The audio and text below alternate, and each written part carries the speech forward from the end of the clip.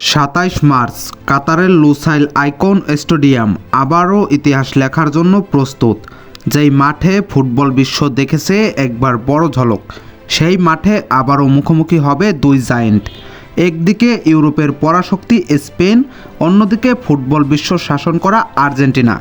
লুসাইলের সেই রাত কি আবারও নীল সাদা রঙে রঙিন হবে, নাকি স্পেনের পরাশক্তির কাছে হেরে যাবে? যতই দিন বাড়ছে ততই বাড়ছে চাপ, আর সেই চাপের মধ্যে আর্জেন্টিনার কোচ লিওনেল স্কালোনি ঘোষণা করেছেন সেই ম্যাচের সম্ভাব্য স্কোয়াড। চলুন এক এক করে আমরা দেখে নেই কে কে আছে এই স্কোয়াডে।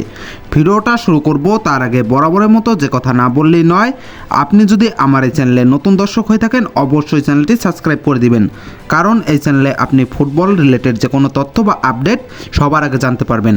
এছাড়াও ফুটবলের যে কোনো খুঁটিনাটি বিষয় যে কোনো তথ্য পেতে অবশ্যই আমাদের টেলিগ্রামে জয়েন্ট হবেন। আমাদের টেলিগ্রাম চ্যানেলের লিঙ্ক রয়েছে এই ভিডিওর ডেসক্রিপশন বক্সে। তো ভিউয়ার যাই হোক, চলুন ভিডিওটা শুরু করা যাক।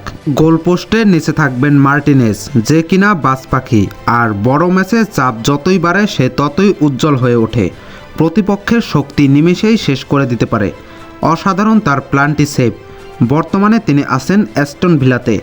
স্পেনের দ্রুত রিফ্লেক্স এবং আক্রমণ ঠেকানো হবে আর্জেন্টিনার প্রথম শক্তি, আর সেই শক্তি হিসেবে কাজে দিবে মার্টিনেজ। সেন্টার ব্যাকে সম্ভাব্য জুটি ক্রিস্টিয়ান রোমেরো ও লিসান্দ্রো মার্টিনেজ। রোমেরোর আগ্রাসী ভাব আর লিসান্দ্রোর বল কন্ট্রোল সত্যি অসাধারণ। এই কম্বিনেশন স্পেনের উইঙ্গারদের জন্য বড় চ্যালেঞ্জ। অনেকেই বলে লিসান্দ্রো বিশ্বসেরা ডিফেন্ডারদের মধ্যে অন্যতম একজন। অভিজ্ঞতার দিক থেকে বিকল্প হিসেবে থাকবেন নিকোলাস ওটামেন্ডি। বাম পাশে থাকবেন নিকোলাস তাগলাফিকো, যিনি রক্ষণ এবং আক্রমণের ভারসাম্য কার্যকর রাখবেন। ডান পাশে গতিময় নাহুল মনিলা, যার গতি অসাধারণ, যা স্পেনের ডিফেন্সের উপর চাপ সৃষ্টি করবে।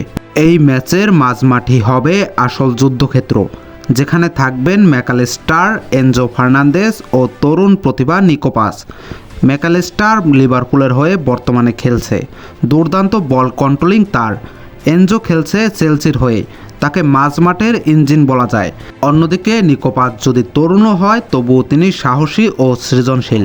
এই তিন জুটির কম্বিনেশন স্পেনের জন্য বড় ভয়। বিকল্প হিসেবে থাকবেন রদ্রিগো ডিপল ও অভিজ্ঞ পারদেস। এবার আসি আর্জেন্টিনার সব থেকে ভয়ঙ্কর আক্রমণ ভাগে।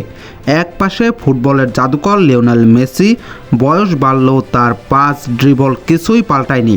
গোল ও অ্যাসিস্ট দুটোতেই তিনি কার্যকর, আর বড় ম্যাচে চাপ সামলাতে পারেন তিনি। অন্য পাশে দ্রুতগতির থিয়াগো আলমাদা, যিনি জায়গা তৈরি করতে পারেন এবং ডিফেন্স ভাঙতে পারদর্শী। মাঝখানে থাকবেন পরিশ্রমী জুনিয়াল আলভারেজ, পাসিং ফিনিশিং তার সবথেকে বড় শক্তি। বিকল্প হিসেবে আছেন সবথেকে বড় ভয়ঙ্কর গোল স্কোরার লাউতারো মার্টিনেজ, যিনি সুযোগ পেলেই গোল করতে পারেন।